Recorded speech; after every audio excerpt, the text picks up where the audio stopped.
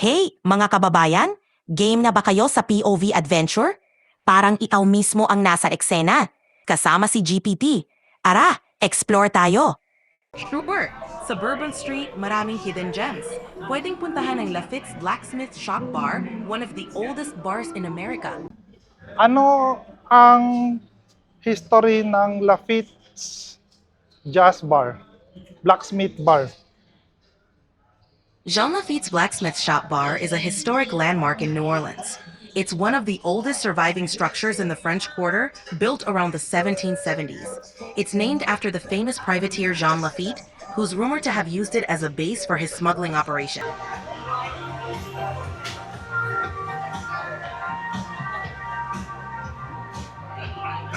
Dito na lang. Saan? Dito lang para mahangin. Yeah.